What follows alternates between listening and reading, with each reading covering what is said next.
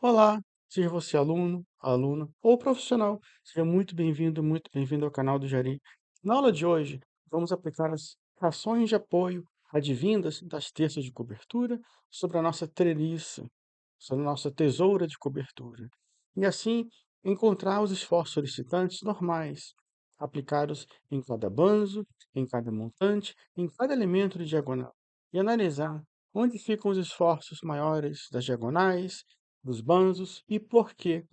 E, a partir desses esforços normais, iremos separar esforços normais nominais e os esforços normais ponderados. Os ponderados nos servirão, sim, a partir desta aula, para o dimensionamento desses elementos aqui citados, para a nossa treliça de cobertura.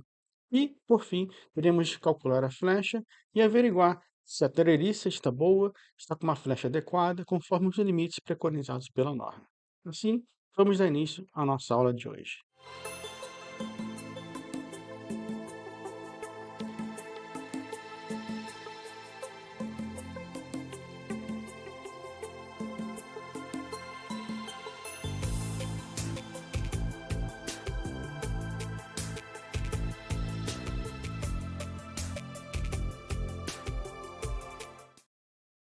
Galpão tipo 1, aula 4. Planície de cobertura, cálculo dos esforços solicitantes e da flecha, que seria a deformação vertical. Item 1. Incluiremos encontrar as reações de apoio nominais e ponderadas de cada terço de cobertura. As reações de apoio nominais são as primeiras, irão nos servir para esforços nominais, nos servem para dimensionar, calcular, no caso, a flecha da deformação vertical. A faixa de contribuição, no caso de cada terço, foi encontrada no slide 3 da aula 3, a aula anterior. Aqui eu trago um resumo das faixas de contribuição, respectivamente aplicadas a cada terço de cobertura, onde a terça T4 ela ficou incumbida da maior faixa de contribuição de carga, com 1,80 m, ou 1.800 milímetros. A terça T1 tem a menor faixa de contribuição, é uma terça, no caso, de extremidade da nossa treliça, e a T5 lá na cumieira, também é de extremidade. Então, ela pega, no caso, metade de uma faixa de contribuição, daí o seu valor bem menor, ou quase a metade do valor da TCT4. A carga distribuída sobre cada terça é encontrada conforme visto na aula 3, slide 7.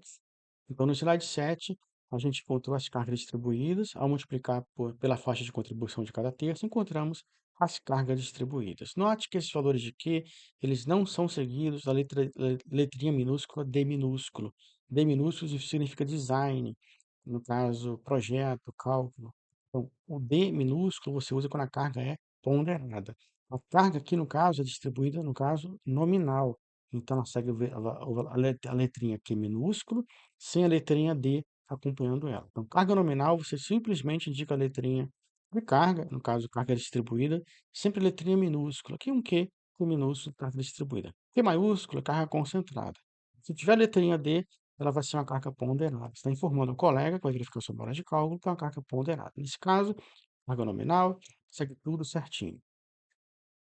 E as seções de apoio, a partir dessas cargas distribuídas, no caso, nominais.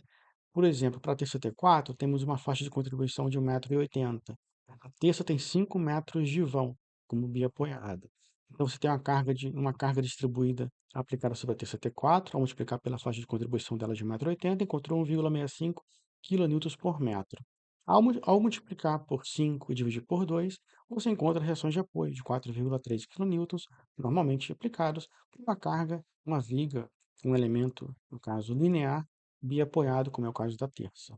Para as demais, no caso terças, nós encontramos as reações de apoio também verticais, mas nominais. Não tem a letrinha D, são reações de apoio verticais nominais. E agora as reações de apoio ponderadas, advinda de cada terça. Igualmente, como da aula 3, slide 3, a gente encontrou as faixas de contribuição para cada terça de cobertura e aqui o motivo isolado. A partir das faixas de contribuição, eu trouxe aqui uma planilhazinha gerada no Excel de forma bem simples, simplificar e enxugar o número de slides que seriam para explicar esse conteúdo. Então, as faixas de contribuição para cada texto de cobertura estão aqui simplificadas nessa coluna do Excel. Na telha, no caso, representada pela letra G1, que é a carga, no caso, atribuída, a letrinha G1 é aplicada ao peso próprio. Então, G1 se aplica o peso próprio da telha, que aqui eu trago em 0,05 quilonewtons por metro quadrado. A gente viu lá no slide 7 da aula 3. E para a terça, também vou atribuir a carga G1, também aplicada, atribuída a peso próprio, onde nós temos 0,20 quilonewtons por metro linear. Então, aqui 0,05 quilonewtons por metro quadrado para a telha e 0,20 quilonewtons por metro, ou metro linear, para a terça. Para o vento, 0,96 quilômetros por metro quadrado. Seria a carga de vento mais atuante, a gente encontrou lá na aula 1, na aula 2, perdão, no cálculo de vento, cálculo de esforço solicitante de vento, em referente ao Q2. Q2 é carga de vento máxima atuante a 0 graus. O Q3, carga de vento máxima atuante a 90 graus. Então, 0,96 seria a maior carga de vento que encontramos para Q2 e Q3, vento a 0 graus a 90 graus, em quilonewtons por metro quadrado. Posse desses resuminhos, coluna e para a linha das cargas e faixas, nada aqui de novo que encontramos na aula 3, eu vou aplicar aquela equação, aquela hipótese da norma que gerou o esforço solicitante mais acentuado, que foi a fórmula que levou em conta o peso próprio, no caso, subtraindo a carga de vento, no caso de sucção, por isso subtrai, a carga de vento de sucção multiplicada por um coeficiente de ponderação, gama Q2, que é igual a 1,4. Quando fala em carga distribuída ponderada, você já começa a falar em coeficiente de ponderação. Então, por exemplo, eu vou fazer aqui um exemplo para 1,80 m, você pode fazer os demais exemplos e preencher a tabela conforme eu preenchi, ver se você aprendeu direitinho. Qual é a dúvida, me fale, me deixe no comentário. Então, o que nós temos para a faixa de 1,80 m, como é que eu vou aplicar a formulazinha, a equação, como visto no slide 7 e slide 28? Basta pegar a carga de vento, 0,05 kN por metro quadrado, multiplicar por 1,8 e você vai encontrar 0,09 kN por metro linear. 0,09 kN por metro linear está apto para ser somado com 0,20, também kN por metro linear. Ambos estão em kN por metro linear. 0,09 mais 0,20 me dá 0,29 kN por metro. Mais 1,4, um coeficiente fixo da norma de ponderação, multiplicado por quê? Pela carga de vento, 0,96 kN por metro quadrado, vezes 1,8, que é a faixa de contribuição, e aqui eu já multipliquei, no caso, por 1,4. Então, 0,96 kN por metro quadrado multiplicado por 1,8 me dá 1,74 kN por metro linear. Ao multiplicar por 1,4, aqui no Excel eu já botei direto multiplicado por 1,4. Na equação, não, eu separei. Ainda vou multiplicar por 1,4. Apenas montei na equação. Subtraindo, no caso, resolvendo essa equaçãozinha simples, me dá um valor de carga distribuída menos 2,15 kN por metro linear. Carga distribuída linear aplicada sobre a terça, mas é uma carga, no caso, ponderada. Então, você pode ponderar pela equação da norma. Eu, antigamente, eu procurava sempre multiplicar a carga nominal, multiplicava por 1,5 e já encontrava a carga ponderada. Você pode fazer assim, como eu faço, multiplica tudo por 1,5 encontra a carga ponderada, ou aplicar pela norma, aplicar as hipóteses, mínimas hipóteses, como a gente considerou nos slides 28, 29 e 30 da aula 3, aplicar aquelas hipóteses. Para cada faixa de largura, você vai aplicar essa hipótese e vai encontrar essas cargas distribuídas ponderadas. Há duas formas, então. Ou aplica as cargas, as equações de hipóteses da norma para encontrar as cargas ponderadas, ou multiplica as cargas nominais por 1,5, por exemplo. Aqui então estão as terças. Note, eu coloquei o D minúsculo, significa design, projeto, cálculo. Então, agora são cargas distribuídas, no caso, lineares, cargas distribuídas ponderadas, tem um D minúsculo. O que difere esse Q minúsculo do outro Q minúsculo, da carga nominal, apenas o fato de ter a letrinha D. Então, a letrinha D está explicitando para o colega que vier verificar sua memória de cálculo. Opa, já li agora, considero as cargas como ponderadas, cargas distribuídas. Letrinha minúscula significa carga distribuída. O D ponderado, cargas distribuídas ponderadas. Ações de apoio, a partir das cargas ponderadas, mesma sorte como fizemos para a carga nominal, basta multiplicar, no caso, pelo vão, 5 metros, a carga distribuída ponderada linear, está em por metro, já é linear. Então, basta multiplicar pelo vãozinho, dividir por 2, você encontra a reação de apoio vertical. Aqui também vem a letrinha D na reação de apoio, coisa que não tinha na reação de apoio para a carga nominal, que agora já é uma reação de apoio ponderada. Essa reação de apoio ponderada, você vai aplicar na treliça de cobertura, para encontrar os esforços, também esforços ponderados. Os esforços ponderados é que vão nos servir para dimensionar os elementos de bandos, diagonais e montantes. Você não encontra cargas nominais e gera esforços nominais para encontrar, para dimensionar os elementos. Você precisa dos esforços ponderados. Os esforços nominais serão úteis para o cálculo da flecha. Então, para as demais terças, se permita, faça como eu fiz, preencha aquela tabelinha do Excel, aplique a equação da norma para cada faixa de contribuição, tente encontrar a mesma carga distribuída que eu encontrei, ponderada, e depois vem aqui e encontre cada reaçãozinha vertical de apoio ponderado, cada terça de cobertura. Se eu fizer um por um, vai dar 20 slides. Para poder resumir e encurtar essa aula, fiz aqui um resumozinho e apliquei como exemplo a TCT4 com 1,80 m, ficou bem simples. Tente fazer, caso tenha alguma dúvida, me deixe saber pelo comentário. E no item 1.3, iremos encontrar as cargas distribuídas ponderadas. As cargas distribuídas ponderadas já foram encontradas no item 1.2b, onde nós consideramos o peso próprio da telha, o peso próprio da terça e carga de vento.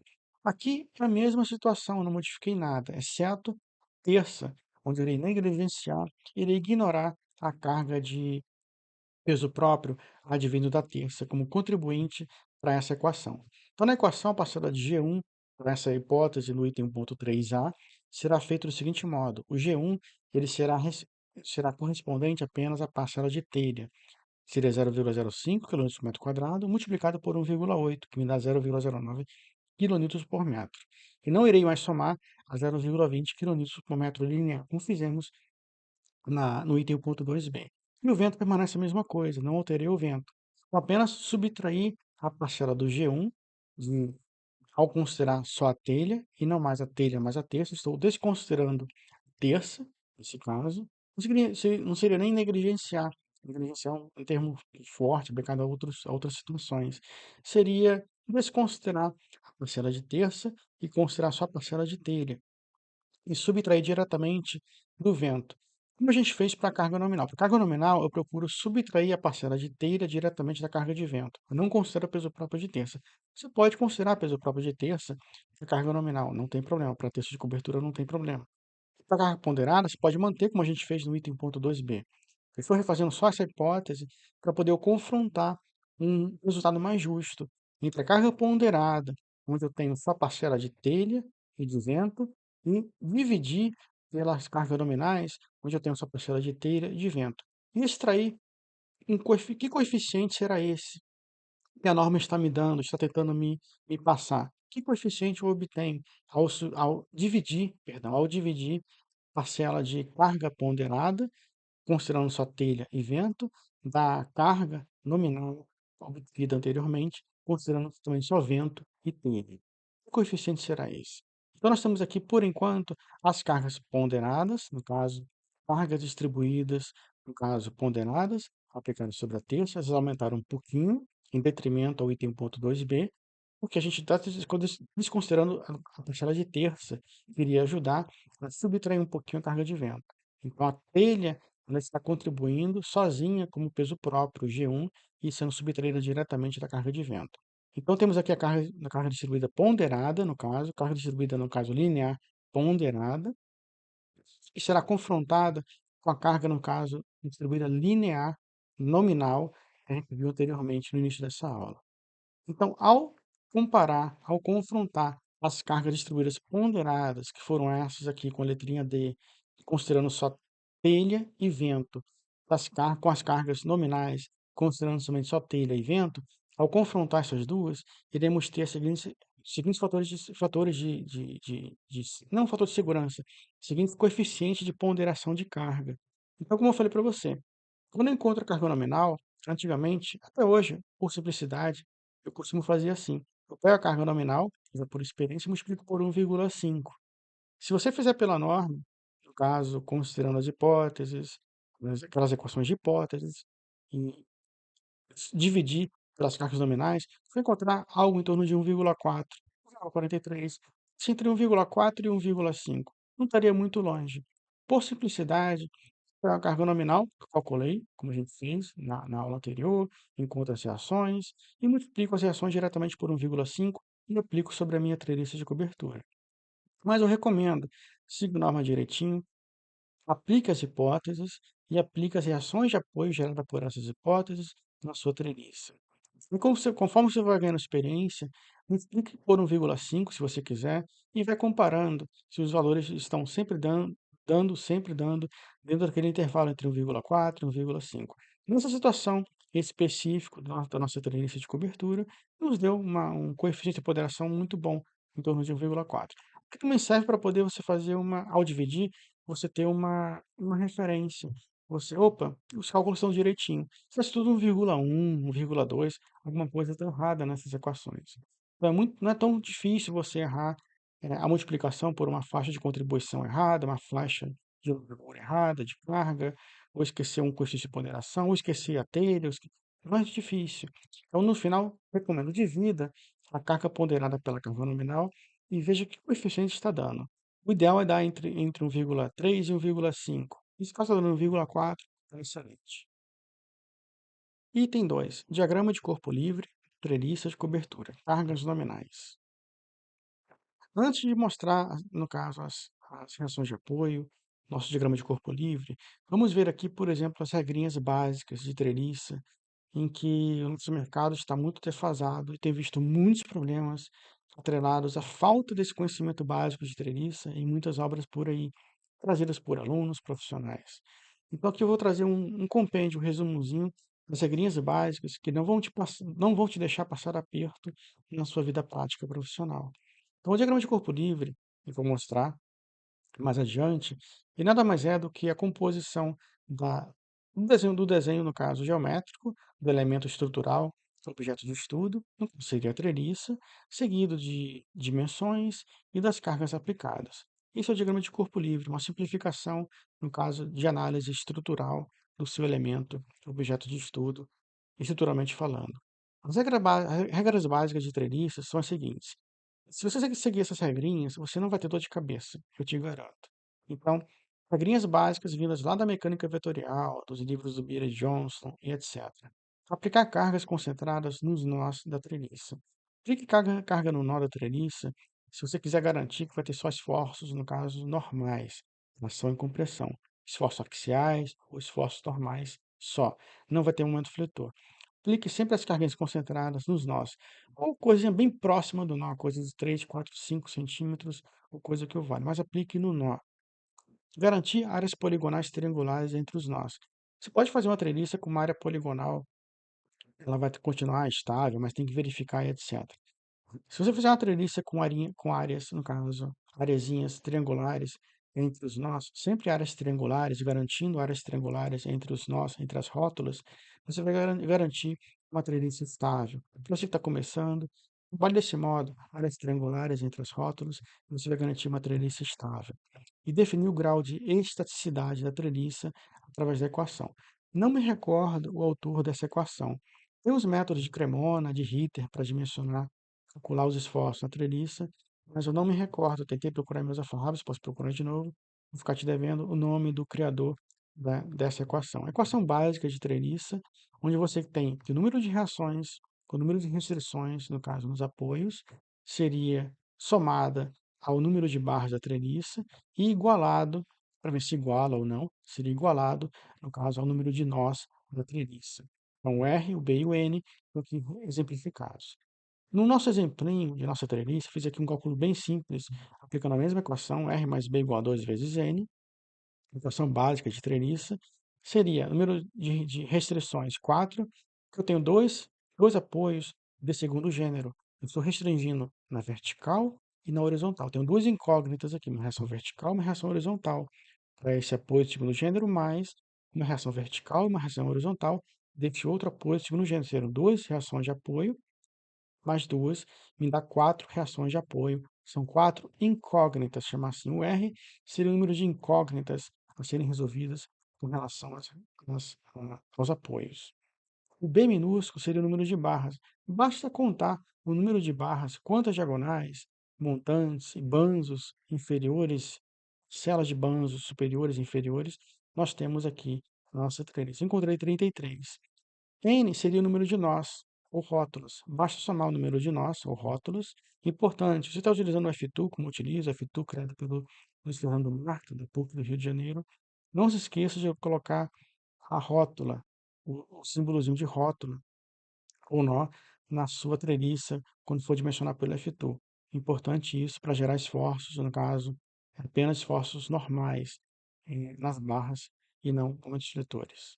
Então, nós temos aqui 37, no caso, seria o resultado dessa parcela de reação mais barras, contra 36 número de nós. Se esse valor for igual, o ideal é que ele seja igual ou que ele seja maior. Não pode ser menor. Se o R mais B for menor do que 2 vezes N, você vai ter uma treliça hipostática. Aí você está com uma situação perigosa, você precisa consertar isso. Se R mais B for menor do que 2 vezes N, não utilize. Volte e conserte a treliça de modo que R mais B seja igual ou maior, no caso, parcela de 2 vezes N. Se for maior, nesse caso, eu tenho que mais incógnita na reação de apoio, está bom. A treliça hiperestática. Você resolve facilmente pelo método de Cremona, de Ritter, ou mesmo pelas formulações de Lafitau. E aqui nós temos o número de nós, no caso, que fica na parcela da direita. Esse valor tem que sempre ser igual, no caso, ou menor a parcela de reações mais o número de barras. Então, é ideal que seja, se for igual, vai ser uma treliça isostática. Se for maior, vai ser uma treliça hiperestática. Se for menor, fuja disso, volte, conserte. Você está com uma situação muito perigosa de treliça hipostática. E aqui, por fim, o diagrama de corpo livre para a treliça de extremidade. Depois eu vou mostrar para a treliça, no caso, intermediária. Treliça de extremidade, apenas, como visto no slide 4, aplica as reações de apoio naturalmente. Reação de apoio só de um lado, da terça de cobertura, chegando, no caso, a treliça de cobertura igualmente.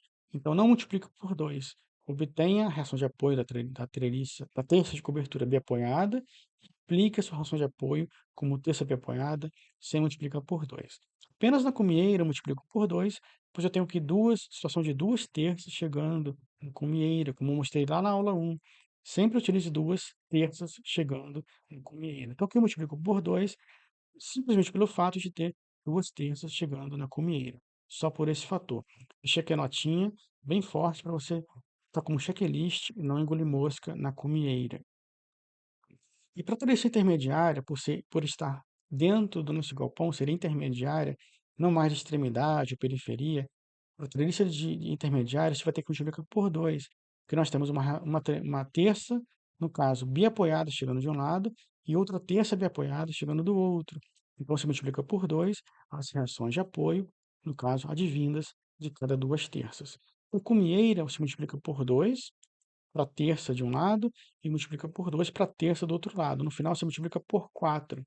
Pega aquela reação de apoio vista no slide 4 e multiplica por 4. Para os demais nós, você multiplica por 2. E aqui as dimensões dos elementos que eu trago para ti, em que, de um lado da treliça, quando a treliça é simétrica, quando eu tenho essa oportunidade de trabalhar a treliça simétrica em projetos, eu procuro destacar de um lado da treliça apenas as dimensões dos elementos, as distâncias entre nós, e do outro lado as nomenclaturas. Quando tem essa oportunidade com treliça simétrica, pode fazer dessa forma, pois você mal vai ter espaço na planta, mesmo trabalhando numa escala 1 para 20, para poder compor dimensões e nomenclaturas tudo junto em cima desses elementos. Então você pode separar, como eu estou mostrando aqui, de um lado nomenclaturas, do outro dimensões, mas desde que você indique aquelas bandeirinhas pretas, indicando simetria, no caso, conforme desenho técnico. No banzo inferior, eu separei em banzo inferior 1, 2, 3 e 4.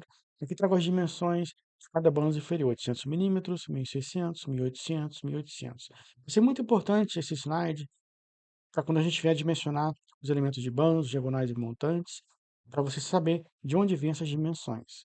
Então, banzo superior, de mesma sorte, 801, 1602, 1802, são as dimensões de cada banzo inferior e banzo superior. Eu costumo chamar banzo inferior da esquerda para a direita, no caso da esquerda para a direita, então a nomenclatura seria 800, 1600, seria da reação de apoio até o meio. Para as diagonais, de mesma sorte, D1, D2, D3, D4, você chama as diagonais, e as dimensões, como estão aqui, indicadas pelo F2, 1204, no caso, milímetros, 1856, 2069, 2069 e 2115 milímetros. E para o montante, de mesma sorte, vai de 900 milímetros até 1,20 m. Então, são todas as dimensões de todos os elementos, um slide bacana para nos nortear na parte de dimensionamento. E aqui a bandeirinha, como eu falei para você, a respeito de simetria. Indicou ela pela simetria, a treliça simétrica, você pode usar e abusar de técnicas que simplifiquem o seu projeto. Aqui mostrando apenas desenhos extraídos de projetos reais meus, onde tenho aqui as treliças. Não ligue para essas linhas de cor preta que eu indiquei nos desenhos, apenas me esqueço. Por serem, no caso, elementos tubulares nessa treliça, ou elementos de seção circular, a linha neutra passou no meio. Então, sempre desenho a linha neutra. Às vezes eu me esqueço de tirar, mas aqui essa linha preta não se preocupe, é apenas a linha neutra, no caso, para fazer coincidir os elementos nos nós, as linhas neutras serem coincididas nos nós, eu sempre trago a linha neutra em meus desenhos. Depois eu posso desligar o layer e imprimir só a treliça, mas é apenas mostrando um caso em que eu tenho aqui a bandeirinha, de simetria, uma treliça simétrica, em que de um lado eu indiquei as dimensões e do outro os nomes dos elementos. Note que você não tem espaço na planta. E é uma escala estou falando de uma escala muito boa, escala 1:20. Você mal vai ter espaço. Não se preocupe com distâncias, números quebrados, como aqui 3.899 milímetros. Não, isso é muito comum em metálica. 6.718 milímetros. Por isso que eu fiz um acordo com você para que no nosso projeto a gente considere 5 metros, 6 metros, no caso, de eixo de coluna, ao eixo da treliça, para a gente simplificar o entendimento, simplificar o cálculo, ficar falando em números quebrados, só por isso. Mas é comum em metálica ter números quebrados, não se preocupe. Aqui, apenas um lado, apenas ampliado da treliça que eu acabei de mostrar para você no desenho anterior. Por falta de espaço, você acaba tendo esse problema. Aqui, indicações de detalhes, são os batentes para poder receber as treliças. Seria uma chapa, no caso triangular, com uma outra chapa entrando na sua tela, para receber a treliça e parafusar direitinho perdão, para receber a terça de cobertura e parafusar a sua terça de cobertura no batente que vai estar esperando por ele na cobertura. Então, eu procuro sempre trabalhar elementos que vêm soldados na treliça, que vão receber, no caso, a terça de cobertura e que vão ser ligados por parafusamento. Só isso. Eu procuro evitar solda de campo ao máximo que eu posso. Aqui o outro lado da treliça, igualmente ampliado, apenas mostrando as dimensões, conforme prometi. E aqui a linha preta que eu mostrei, perdão, a linha neutra no caso de cada elemento. Por serem elementos circulares, a linha neutra do montante tem que coincidir com a linha neutra, no caso do banzo. Aqui nesse caso, nós temos vários elementos. O montante chegando com duas diagonais e o banzo inferior. As linhas neutras têm que coincidir. Nesse caso, é um perfil circular, a linha neutra passando no meio. No nosso caso de projeto, seria um perfil L. O perfil L ele tem uma linha neutra que não passa no centro, ele passa cerca de 1/3 de distância da base. 1/3 vezes a sua altura, comprimento de aba, de altura de aba. Então, essa é a distância da linha neutra de um perfil L. Então, tenha muito cuidado que o perfil L ele é assimétrico. O perfil também do banzo, ele é assimétrico em relação ao eixo Y. Então, tenha muito cuidado que a linha neutra não passa no centro do perfil U e nem no centro do perfil L. Nesse caso, passa no centro por serem perfis circulares ou de seção circular. Aqui um outro caso também de perfis de seção circular, onde coloquei de mesma sorte as dimensões, apenas mostrando como é que eu desenho as treliças em projetos, número de detalhes, os apoios, as condições parafusadas entre treliça e terça, para evitar solda de campo e assim por diante. Nesse slide, apenas mostro a outra metade da treliça mostrada no slide anterior, apenas para trazer informações mais importantes a respeito das dimensões. Os montantes, por exemplo, no AutoCAD, eu indico as dimensões exatas, no caso de um lado do montante e do outro lado, onde ele intercepta o banzo superior e o banzo inferior, respectivamente. De um lado, você vai ter uma dimensão maior do que do outro, porque haverá uma pequena inclinação, um pequeno chanfro inclinado em uma extremidade do nosso montante. Se de um lado ele está aplanado com o banzo inferior, do outro lado está no caso, seguindo o banzo superior que está inclinado. Então, você vai ter um chanfrozinho aqui, inevitável. Na lista de materiais, eu indico essa dimensão, 688 milímetros, não 684. Não indico a dimensão entre nó, entre cruzamentos de linhas neutras, que é um comprimento fictício. Para o colega de fabricação e montagem, eu indico essa dimensão maior de contato do montante com o banzo inferior e o banzo superior. Para a diagonal, de mesma sorte, eu vou ter essa dimensão 1530, que dista do ponto de diagonal intercepto montante a outra extremidade contra a diagonal intercepto do banzo superior. E na parte inferior, de mesma sorte, ela vai ter uma outra dimensão, 1549, um pouquinho maior nesse caso, onde ela intercepta também o banzo inferior e aqui, no caso, o montante. Para efeitos de lista de materiais, eu indico essa dimensão, no caso, que dista da extremidade mais distante da diagonal à outra extremidade mais distante da diagonal. Ou seja, a ponta do chanfro de um lado da diagonal, a ponta do outro chanfro da outra diagonal, da mesma diagonal, do outro lado dessa mesma diagonal. Então, esse vai ser o comprimento máximo real que eu vou indicar na lista de materiais. Não 1530 nem 1549, seria o comprimento total de quina a quina, de ponta de chanfro a ponta de chanfro. Eu posso pegar esse desenho, levar para ele separado para a planta de fabricação e indicar lá geometrias, indicar chanfros, é assim que eu faço também. Pego cada elementozinho desse diagonal separado, como está aqui recortadinho já, levo ele para a planta de fabricação e indico as dimensões de chanfro com mais liberdade, uma escala maior, escala 1 para 5, 1 para 10, e coisa que o valha. O ângulo também, tudo que é importante para a fabricação, para a equipe de fabricação e montagem, eu indico nessa etapa. Item 3. Diagrama de esforços normais, cargas nominais. Diagrama de esforços normais. Bem, uma consideração importante a fazer, já com uma notinha aqui, é que preste atenção nas diagonais próximas dos apoios, pois elas sempre estão carregando os esforços maiores. Muito cuidado com diagonais próximas dos apoios. Vou explicar por quê mais adiante. E outra coisa importante é se você seguir aquelas regrinhas básicas de treliços, incluindo a aplicação de cargas, reações de apoio das terças de cobertura sobre os nós, você vai ter, no caso, a geração de esforços normais, axiais, de tração ou compressão, e não havendo momento fletor em sua treliça.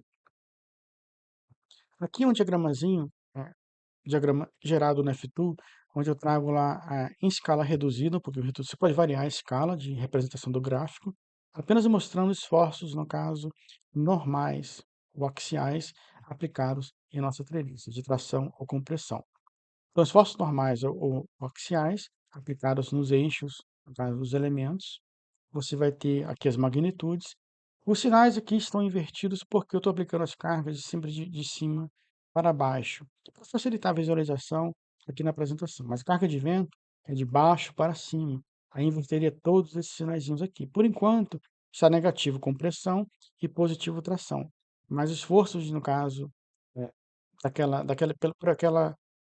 por aquela redução da carga de vento, que é para cima da carga de telha, você fica com a carga, no caso, resultante para cima, como sendo governante. Então, a carga de vento, ela governa, é para cima, é sucção, então esses valores seriam invertidos. Mas, por facilidade aqui na apresentação, eu estou representando todas as cargas, no caso, de cima para baixo, para facilitar. Só por esse motivo. Mas não se engane com relação aos sinais. Os sinais apenas entenda que estão trocados por esse motivo. Então, eu posso representar assim na F2, você pode variar aqui a escala, ou você pode fazer como eu costumo fazer.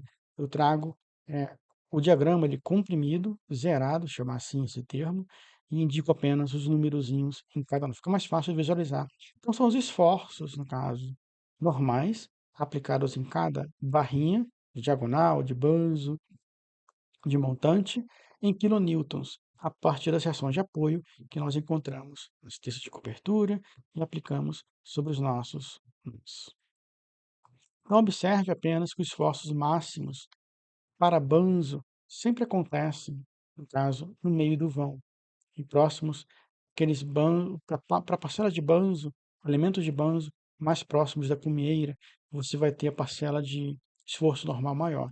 Enquanto que, para a parcela de esforço normal aplicado nas diagonais, os maiores esforços aplicados nas diagonais estão reservados para as diagonais próximas dos apoios. Normalmente, essa diagonal próxima do apoio vai ter uma magnitude maior de carga. Nesse caso, foi a segunda, a diagonal chama assim D1, seria a D2, teve magnitude de carga um pouquinho maior. Então, muito cuidado com as diagonais próximas dos apoios, pois você precisará reforçar ou travar, como iremos ver nas aulas de dimensionamento, caso venha a ser necessário. Mas por que uma das diagonais, no caso, apresenta maiores valores nas extremidades, enquanto que os bandos apresentam maiores valores no centro? Vou fazer você entender de um jeito simplificado. Uma treliça, ela se comporta na horizontal, como se fosse um elemento, no caso, estrutural, se comporta de um modo horizontal, como se fosse uma viga, a grosso modo, recebendo, no caso, cargas verticais. Nós podemos dizer que uma treliça funciona como uma viga, porém de modo mais econômico até certo ponto. Por quê? Porque a treliça você tem elementos vazados, você tem economia de material. Na viga, você vai ter o elemento maciço, você não vai ter mão de obra. Então, na treliça, você tem mais mão de obra e menos material. E na viga, você tem mais material e menos mão de obra. Você precisa computar o custo total de cada um. Então, ao se comportar como uma viga maciça de concreto, por exemplo, os banzos, eles se localizam nas mesmas regiões que os vergalhões positivos e negativos. E as nossas diagonais da treliça, elas se localizam nas mesmas posições e teriam os estribos numa viga de concreto. Então, digamos assim, que nossas diagonais estão para os estribos de uma viga de concreto e os nossos banzos na treliça estão para os vergalhões. Fica mais fácil a fazer esse trocadilho, essa correlação com uma viga de concreto, de entender como funcionam os banzos e as diagonais. Então, assim como em toda viga, no caso, onde o momento fletor ele é máximo, o esforço cortante é nulo e vice-versa. No nosso caso, nós temos cargas concentradas aplicadas nos nós. Se nós pegarmos essa carga concentrada de 8,20, por exemplo, e dividir por 1,8 metros, que é a distância entre nós, você vai ter uma carga distribuída correspondente de aproximadamente 4,56 kN. Por que aproximadamente? Porque nossos nós têm cargas diferentes. Então, nesse exemplozinho, apenas para simplificar, eu vou considerar que nossa treliça tenha mesmos vãos de 1,80 m, mesmas cargas de 8,20. Não é o caso. Teria que ficar uma coisa mais apurada, dividir um por um e etc. Mas vou considerar 4,56 kN por metro para essa carga, obtendo essa carga distribuída, para poder transformar essa treliça no modelo de viga simplificado. Então, nossa treliça seria equivalente ou mesmo que dizer que nós temos uma viga com um vão de 12 metros total e uma carga de 4,56 kN por metro aproximadamente aplicada sobre ela. Transformei aquela treliça toda numa viga de carga distribuída próxima, próxima do valor exato, preciso, e de mesmo vão 12 metros. Posse desse modelo de diagrama de corpo livre dessa viga, equivalente à nossa treliça, você encontra o momento fletor e o esforço cortante. Esforço cortante máximo, 27,36 kN, o momento fletor máximo, 82,08 kN/metros. E, de posse agora do nosso momento fletor máximo, encontrado para a viga simplificada, você divide ela pela altura total da treliça, que seria equivalente ao braço de alavanca. Ao dividir o momento fletor pelo braço de alavanca total, você vai encontrar um binário de 68,4 kN. Seria tração com pressão, no caso da parte superior e parte inferior, valores invertidos, tração em cima, compressão embaixo ou vice-versa. E esse valor você compara com o esforço, no caso, o esforço normal no banzo mais solicitado. Note que é bem próximo, 68,4 contra 68,68, que esse valor está inclinado, esse valor ele está paralelo, no caso. Então, no caso, esse valor está próximo e você averigou se a memória de cálculo do colega está próxima, condiz com a realidade ou não. Você pode fazer esse pré-cálculo simplificado bem rapidamente para averiguar tem ordem de grandeza e ver se os valores, seus valores de esforços normais estão coerentes ou não. Faz esse cálculo inverso e você verifica se o esforço máximo no banzo é coerente ou não. Uma forma de encontrar o esforço máximo no banzo para fazer um pré-cálculo, um orçamento de uma treliça, é bem útil essa metodologia de cálculo apresentada aqui nesse item para ti. O esforço cortante máximo na nossa treliça equivalente, nossa viga, no caso equivalente, seria de 27,48 kN. Você primeiro encontra o ângulo, entre a reação vertical e essa treliça, para poder encontrar o valor da de esforço normal nessa treliça. Você precisa encontrar o ângulo entre a reação de apoio vertical, que é 27,48, a reação de apoio, o ângulo entre ela e a diagonal. Fazendo tangente de alfa, chamar aqui de alfa, essa abertura, seria 0,8 metros, a distância entre esses nós, dividido por 0,9, que é a altura entre esses dois nós iniciais, encontrando um ângulo aproximado de 41,63 graus. Depois desse ângulo, você vai dividir o seu esforço cortante, no caso, máximo encontrado na sua viga, equivalente à treliça, dividido pelo cosseno desse ângulo, você vai encontrar, no caso, 36,77 kN, que é bem próximo do esforço diagonal.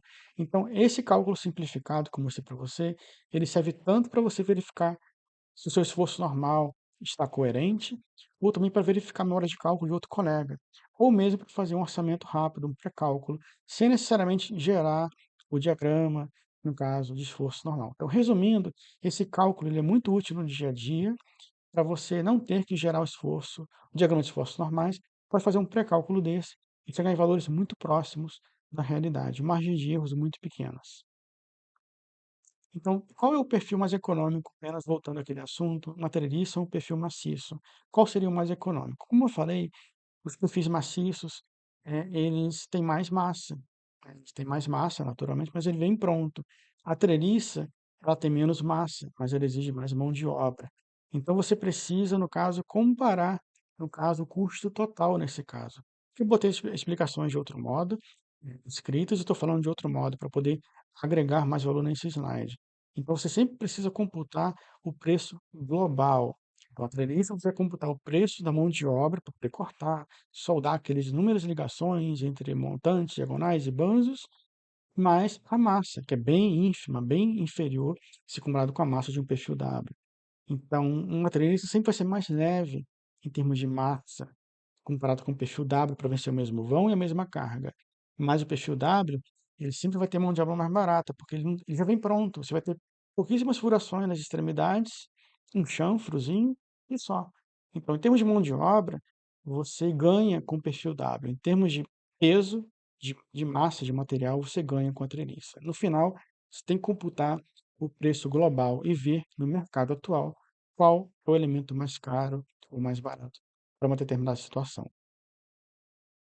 Item 4, diagrama de deformação vertical, que seria a flecha, cargas nominais. Então, mais uma vez, até aqui falando de cargas nominais não ponderadas, pois nosso objetivo é chegar na deformação vertical na flecha. Bem, aplica-se essa reação de apoio, no caso máxima, em cada nó da treliça. Essa aqui é a nossa treliça, no caso de intermediária, não é de extremidade. A treliça, você tem treliça de extremidade, que recebe uma reaçãozinha de apoio de cada terço de cobertura, e as treliças intermediárias, localizadas no meio do vão, no meio dos vãos, no caso do galpão, você vai ter duplicidade, vai ter duplas reações de apoio de vigas, terças, no caso, bem apoiadas, chegando em cada nó. Então, este é o nosso modelinho de treliça adotado.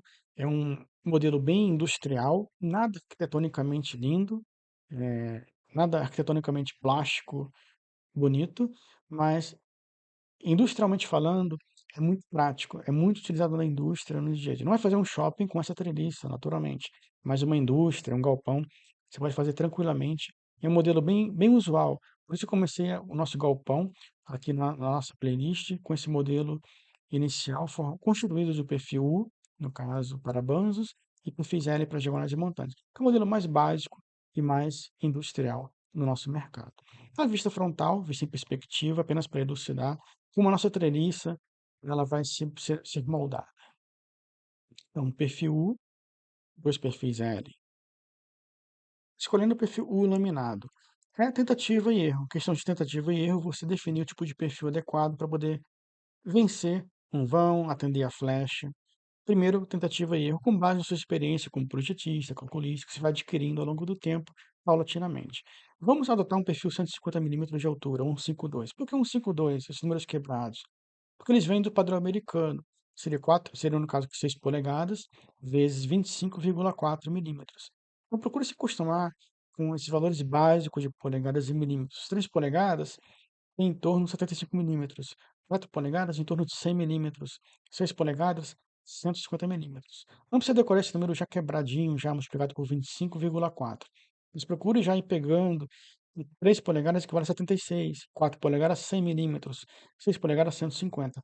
Quando tiver numa reunião, você já tem uma noção, uma ideia e mostrar um certo grau de amadurecimento como projetista.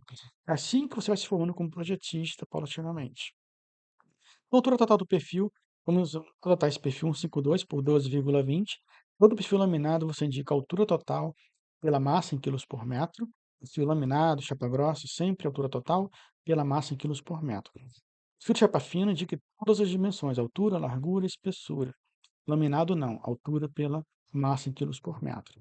Nós temos as dimensões, apenas mostrando H0, na ordem, o H0, o C e o TF, a espessura do flange. Fio laminado, o laminado ele tem pouca mesa, se for comparado com um perfil W, um W de mesma altura, um perfil, no caso, U laminado, tem uma mesinha de 48,8. É uma mesa diminuta, mas é um tipo de baixinho invocado, que eu chamo. Ele tem uma espessura de flange muito boa, no caso TF, 8,7 milímetros.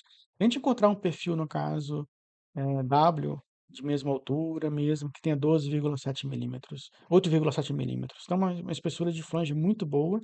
E a espessura de alma, T0, também é muito boa, de perfis U-laminados, ou I-americanos também. O T0, 5,08. Uma boa espessura de alma. E para outros perfis aqui da mesma família, você chega a ter, no caso, meia polegada de espessura, até um pouquinho mais do que meia polegada de espessura, quase 5 oitavos de espessura de alma, para um perfil de 150 milímetros de altura. Estamos falando de um perfil de 6 polegadas de altura, é muito pouquinho, e uma alma muito generosa e um flange muito generoso também. Nós temos aqui a largura, a área, no caso total, em centímetros quadrados, e aqui as propriedades geométricas mais importantes em torno do eixo X, momento de inércia, módulo resistente ou módulo de resistência e raio de giração. E aqui, de novo, em torno do eixo Y, que é o eixo mais fraquinho. Então, sempre se lembre, perfil U, perfil W para vigas são excelentes, trabalhando em pé. Porque em torno do outro eixo, o eixo Y, que não precisa tanto para trabalhar em pé, em torno do outro eixo Y, você vai ter um momento de inércia bem menor, o módulo resistente bem menor e o raio de giração também um pouquinho menor.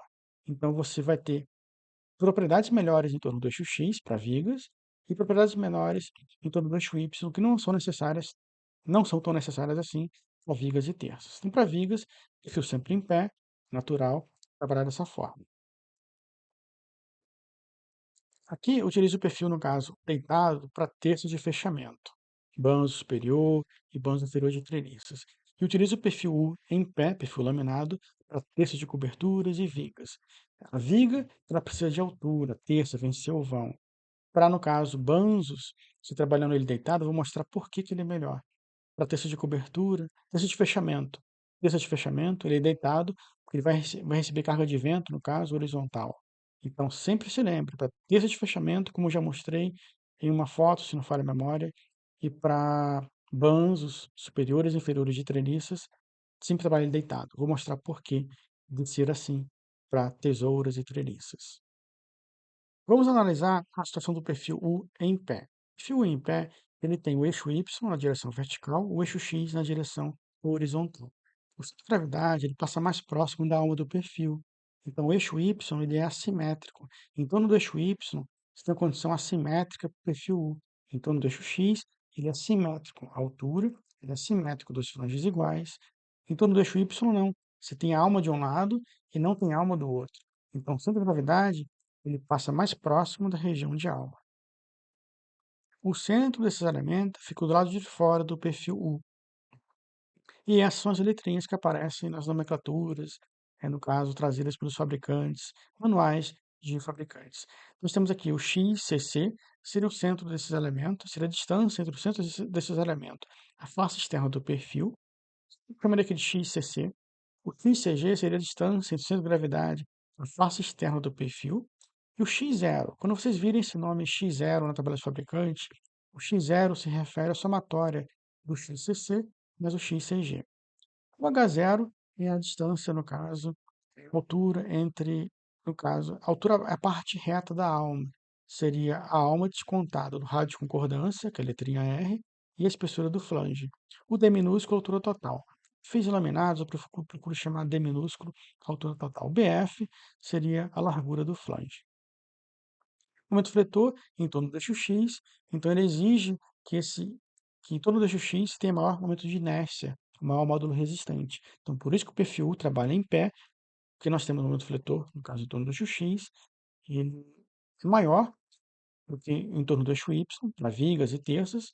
Para vigas e terças, o momento fletor em torno do eixo Y ele nem existe na maioria dos casos. Então, o momento fletor em torno do eixo X, ele rege, então você precisa trabalhar com o perfil em pé para ter maior momento de inércia e maior módulo resistente para poder combater esse momento fletor, que é maior em torno do eixo X. Quando você trabalha com perfil deitado, você deita, no caso, o eixo Y, agora está deitado, o eixo X agora está na vertical. Deitei o nosso perfil para imaginar agora ele trabalhando como um banzo. À esquerda, ele é ideal para trabalhar como terças e vigas. À direita, agora você trabalhar o perfil U deitado como um banzo. Com um banzo, você vai ter um momento fletor agora em torno do eixo Y, atuante, e o XCG seria a distância entre o centro de gravidade até a face externa do perfil. Entendendo o momento de inércia, no caso, e x e y de um perfil. Aqui nós temos o flange. Como é que eu calculo o momento de inércia de um perfil? Com base na mecânica vetorial, nos livros do Peter Johnson. Calculo por partes. Enquanto aluno, eu aprendi a calcular por partes, assim como todo mundo aprende na universidade. Então, você divide, achura o flange superior, chamado de elemento 1.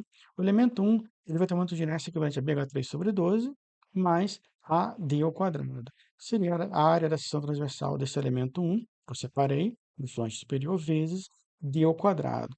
O d ao quadrado é a distância, no caso, entre o centro do perfil do elemento 1 até a nossa linha neutra do elemento como um todo.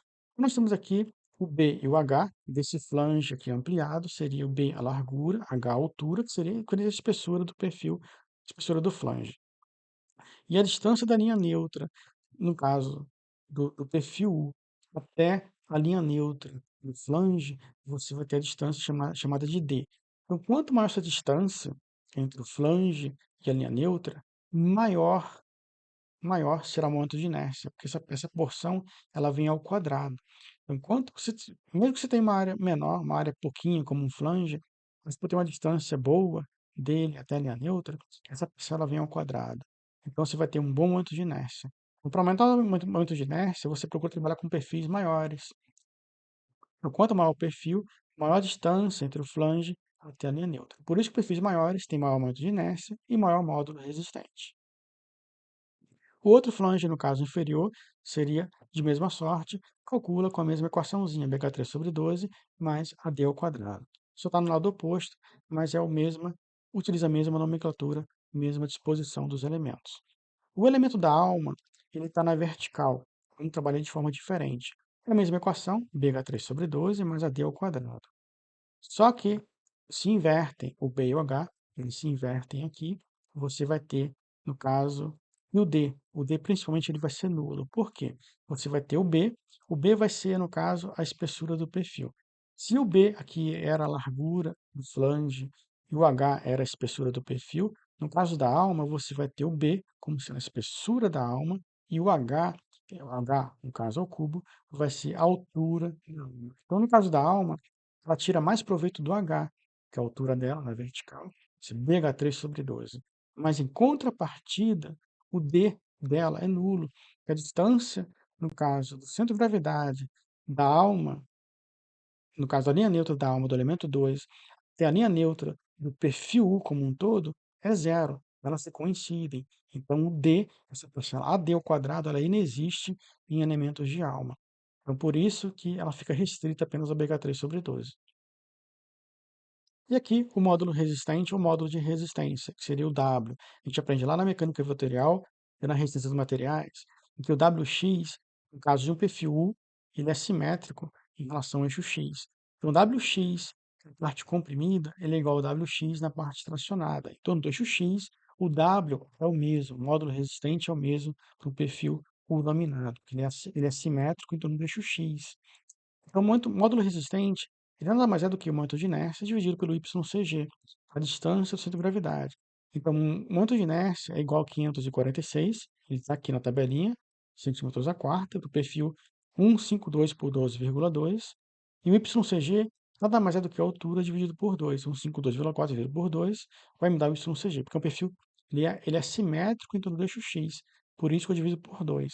Vai me encontrar um valor de W 71,65 centímetros cúbicos. Na tabelinha do fabricante está 71,7. Bateu o valor certinho. O W, no caso, Y, em torno do eixo Y, módulo resistente em torno do eixo Y, para um perfil, no caso, assimétrico em torno do eixo Y, como é o perfil U laminado, ele vai me dar dois valores diferentes. Um vai ser o mesmo, pela mesma equação, momento de inércia em torno do eixo Y, que é bem menor, compare a diferença, 546 cai para 28,8. É vertiginosa a queda do momento de inércia em torno do eixo Y. Então, 28,8 centímetros a quartas, dividido pelo XCG, que ele te dá na tabela do fabricante, igual a 1,3. Que é essa distância, no caso, da face externa do perfil ao centro de gravidade, 1,3, o XCG dele.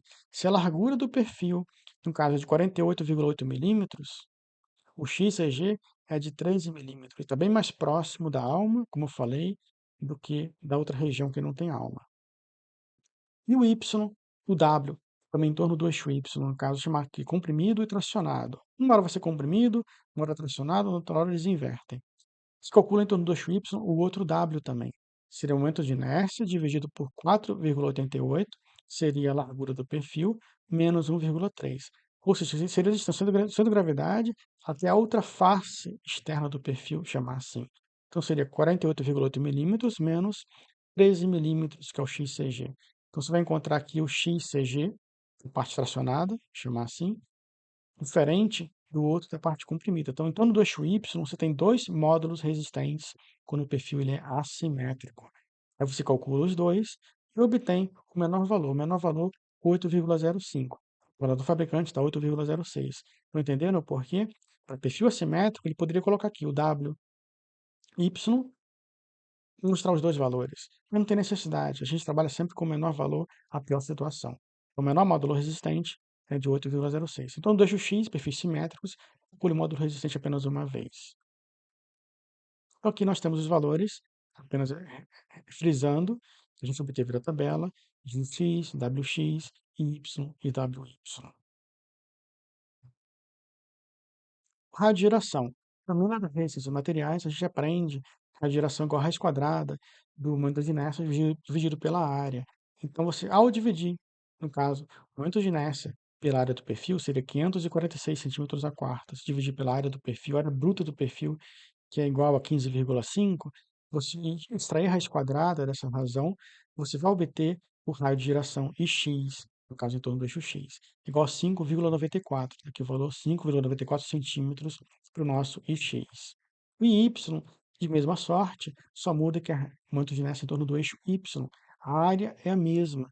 O momento de inércia é bem diminuto, reduzir o momento de inércia, você reduz automaticamente o raio de giração. Veja como é que uma coisa está atrelada à outra.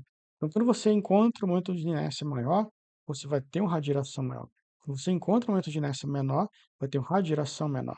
Também para o módulo resistente. Quanto maior o momento de inércia, maior o módulo resistente. E assim por diante. Preenchendo as propriedades geométricas do perfil, no caso, o simples, pelo F2. No F2, eu não vou ter o perfil U deitado.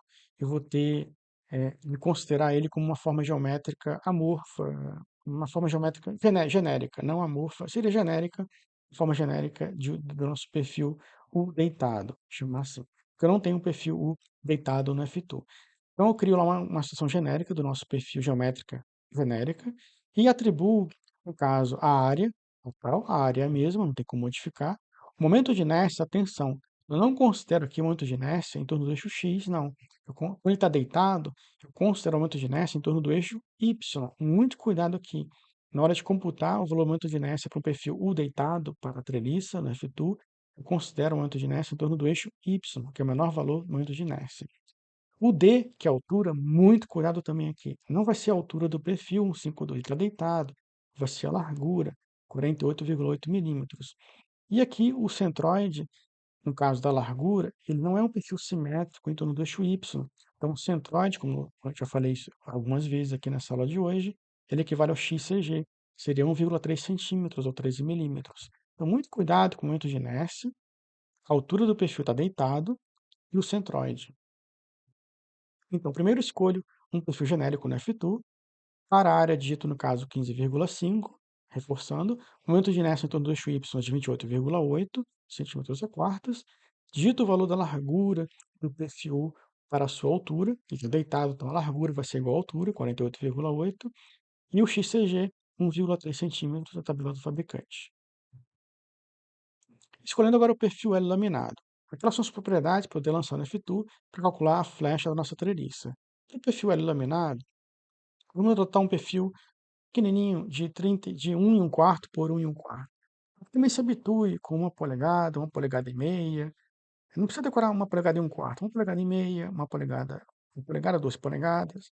1 polegada é 25,4, 2 polegadas aproximadamente 50 milímetros, e assim por diante. Vai se habituando para você, como projetista, já ter na sua mente uma referência boa de você consigo mesmo. Você vai ganhando corpo e experiência. Vamos atribuir a nossas diagonais e montantes um perfil L. Cada lado vai ser um perfil L duplo, vai ser um perfil L simples de cada lado, mas no final vão ser dois perfis Ls, no caso, para a nossa treliça. Espessura 4,8 milímetros, área 2,57 centímetros quadrados. Então, para perfis de diagonais e montantes de treliças, é muito comum se trabalhar com perfis de pouca altura, 30, 40, 50 milímetros no máximo. Espessuras 4 a 6 milímetros é comum. Se encontrar perfis de diagonais e montantes com meia polegada de espessura, 8 milímetros, 3 oitavos, tenha muito cuidado. Alguma coisa pode estar errada no seu cálculo e ou dimensionamento. O momento de inércia em torno do eixo X é igual ao eixo Y. O módulo resistente é igual. A direção também é igual, porque ele é simétrico. Nós temos aqui, não temos altura e largura, temos abas, aba 1 e aba 2. É um perfil de abas iguais, eu esqueci de falar isso. Perfil de abas iguais, não de abas desiguais. Preenchendo agora as propriedades do perfil L no F2. Nosso perfil ele será um perfil duplo L. A treliça é mostrada em 2D, mas nós teremos o perfil L de cada lado. As propriedades geométricas do perfil L já foram destacadas aqui embaixo, apenas para elucidar. É um perfil 1 1/4 por 1 1/4, com espessura de 4,8 milímetros. Por tentativa e erro, vamos tentar esse perfil a priori. Então, eu abro o F2 e no F2 eu coloco uma forma genérica para o nosso perfil L, pois não tenho lá o perfil L como elemento de cálculo, elemento pronto, elemento geométrico pronto. Então, coloco lá diagonal, por exemplo, montante, e coloco uma forma genérica, escolho uma forma genérica de perfil. A área, eu multiplico, no caso, a área do fabricante por 2, encontrando 5,54 centímetros quadrados. Momento de inércia, você pega o menor momento de inércia, nesse caso é igual ix e y, e multiplica também por 2. E digite o valor da menor dimensão do perfil, no caso, é um perfil de abas iguais. Então, 31,7 por 31,7. Se fosse um perfil de abas desiguais, recomendo que você compute aqui a menor dimensão entre eles. No caso, 31,7. E o x, no caso centroide, o y centroide, seria dado pelo fabricante xcg, ou xg, é igual a yg, que é igual a 0,96 centímetros. Então, computa aqui 9,6 milímetros. De posse dessas propriedades geométricas para os banzos e para os diagonais, você coloca no F2 com as cargas nominais que a gente viu até aqui e vai encontrar um valor de flecha máximo. Se clicar aqui nesse nó superior, vai te dar um valor de flecha. Se clicar no nó inferior, vai te dar um valor de flecha um pouquinho menor nessa situação. Então, com as cargas concentradas nominais, estamos aptos a calcular a flecha no F2 com as propriedades embutidas. Lembre-se, perfis de banzos, 15 centímetros de altura está adequado. Perfis L, entre 30 e 50 milímetros de abas, está adequado, com espessura de 4 a 6 milímetros no máximo. 3 a 16 a 1/4 no máximo está adequado.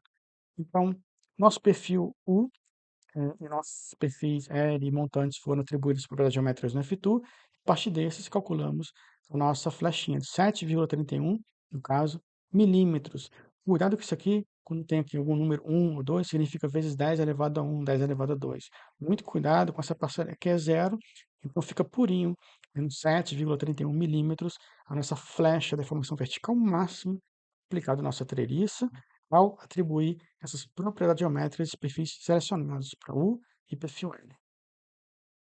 Então, as cargas concentradas nominais foram aplicadas no slide 13, e aqui pela norma nós temos as deformações, no caso, verticais máximas permitidas. Eu vou atribuir para a nossa treliça como se fosse uma viga de cobertura. Na viga de cobertura, a gente utiliza um L sobre 250. É muito bom esse valor, está razoável para viga de cobertura, treliças. Então, voltando aqui ao nosso cálculo, a gente teve como resultado na deformação vertical pelo FITU de menos 7,31 milímetros, deformação vertical total.